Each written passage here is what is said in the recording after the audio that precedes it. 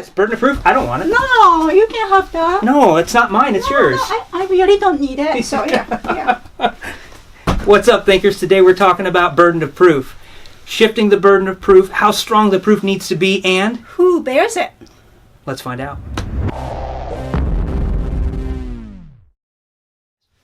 All right, everybody. So, the best place to start is with a sort of definition. Now, I'm going to put a link right here between Erika and I, some great resources, including Bo Bennett's Logically Fallacious, as well as a few legal websites, and that will help. One is a legal dictionary, and I think the other is Cornell Law, which is a school.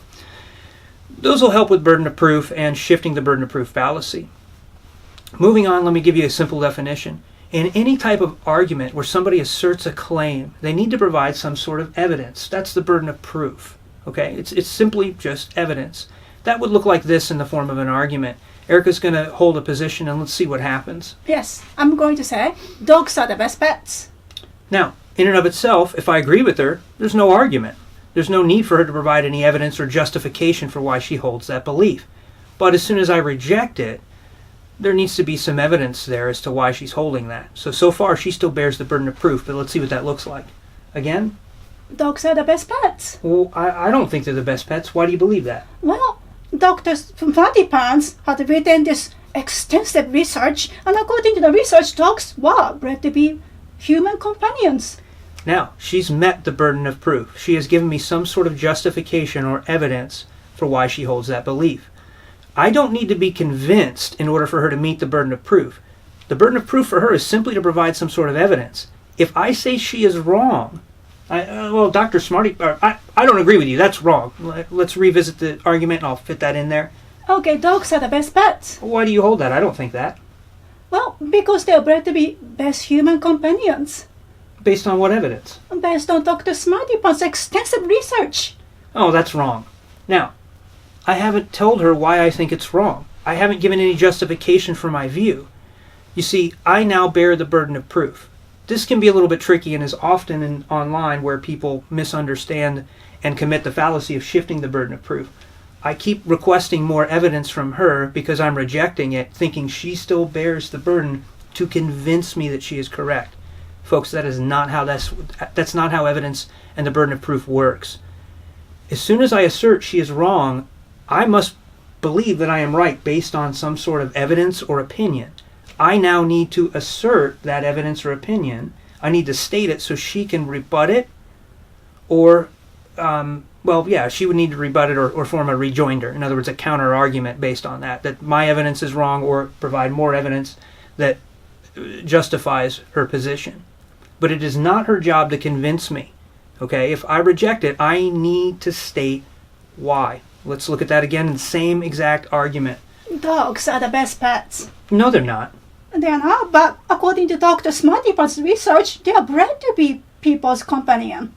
No. Dr. Smarty Pants did a small sample size in his argument, or in his study. And so the problem is he only studied 4 dogs. And unfortunately, the Journal of Academic Canineness says that Dr. Smarty Pants' study was invalid because of its small sample size. Is there something else that you're thinking of that you could point to for the evidence?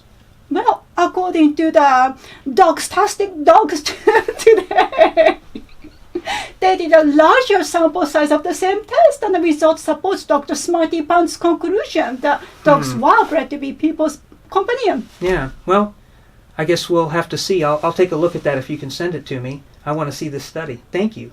So, there, essentially, Erika won the argument. Now, I can continue to argue with her, and as long as I have some sort of evidence for why I reject that argument or those evidences, then I can hold my position.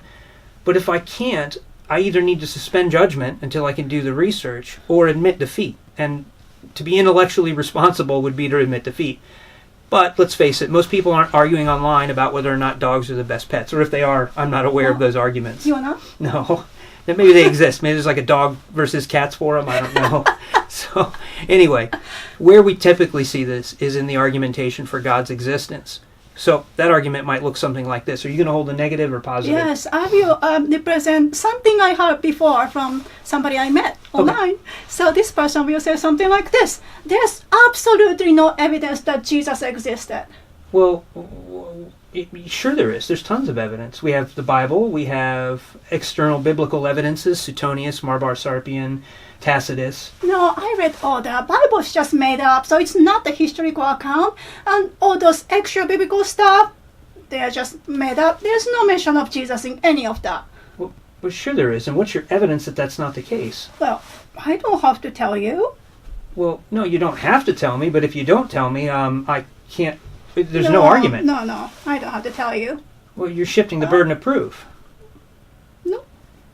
You see what Erika's done here, in rightly representing the argument, all right, is that she has held the argument, and up to a certain point she was fine, till she moved into what was called subjective opinion. I would say subjectivism, but that it might move into a different realm. So what she's done here is asserted something and then said, well, it's my opinion that none of that is correct. I've read it, I think was your statement, and none of it's right, something to that effect. But that's an opinion. That doesn't win. Folks, opinions don't win arguments unless they're expert opinions, but those expert opinions are based on some sort of evidence. There's some sort of standard there, burden of proof. So the opinion by itself doesn't mean much. The expert opinion means something when it's based on some sort of evidence or data or whatever that might be. Okay? And then from there, the case is either held to or rejected. But there is a burden of proof. And I understand that in the case of theology, the atheist or the Christian wants to assert something and be right, and they don't want to lose the argument. And we're all human. We tend to commit fallacies of logic because we don't want to lose an argument. Our point of this video is to help both the atheist and the Christian so that all of us can get past committing these fallacies of logic and get to the heart of what's important in the arguments. And I think we had talked about this before. It's really enjoyable when you get to talk with somebody who is educated enough to be able to share their argument with you in a way that is logically coherent, you can understand and follow, and you can get to the heart of the matter instead of bickering or arguing over the little details. And I don't want my atheist brothers to commit this fallacy any more than I want my Christian brothers to do it, because it's unnecessary and it wastes time. We're arguing over the wrong things. So remember, anytime you pose something in an argument, whether you're saying negatively or positively, this does exist or this doesn't exist, this is the best, this is not the best, negative or positive view, you bear some burden of proof. You need to give a reason why you hold that. Of course, the less subjective that thing is, evidence, the better that evidence or stronger that evidence can be. You can also overcome that if it's weak by presenting several pieces of evidence. The volume of evidence can work, and we'll talk about all of this in a video Eric and I are working on in the future, talking about evidence and what's required and whatnot from a legal, philosophical, and historical standpoint. It's going to be a great video.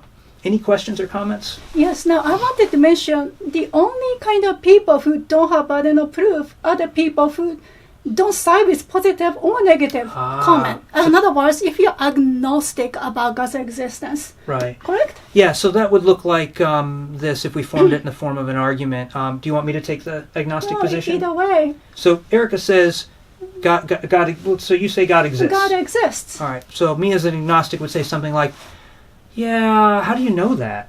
Well, because of all this, I might list all this one of all arguments for God. For example, teleological argument, moral argument, which we are going to make a video about. Yeah. But so she goes and lists 5 arguments for God's Cosmological. existence, and maybe the Bible is evidence and some historical evidence and archaeology to prove the Bible.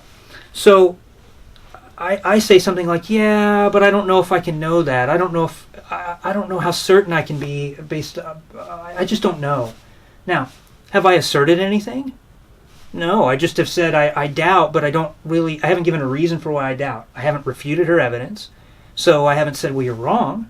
Yet I've just simply made a statement of my personal opinion that, well, I don't know if you're right, but I'm not convinced. Folks, that's not a position. That's agnosticism, whether it's about God or the argument for dogs. I say, well, I don't know if the dog argument really works for me, Erika. You really haven't convinced me. Well, that's fine, but she has met her burden of proof. Again, don't confuse certainty with burden of proof. It'll throw you off every time. We don't need to be convinced with absolute certainty. That is not the burden of proof. Okay? It's not up to the person bearing the argument to convince you. That's not how it works. They just simply need to provide the evidence, and the stronger it is, the more likely their case is. Whether it's a judge or a jury deciding that, and we'll get into that, how evidence works in the future. But if you want to do a little research on your own on the topic, look up abductive arguments or inference to the best explanation. That can help a lot. Also, you may want to research foundationalism, moderate foundationalism, as far as epistemology. Same thing. All right, guys. Anything else? That's it. Hey, take care, God bless, and have a great day.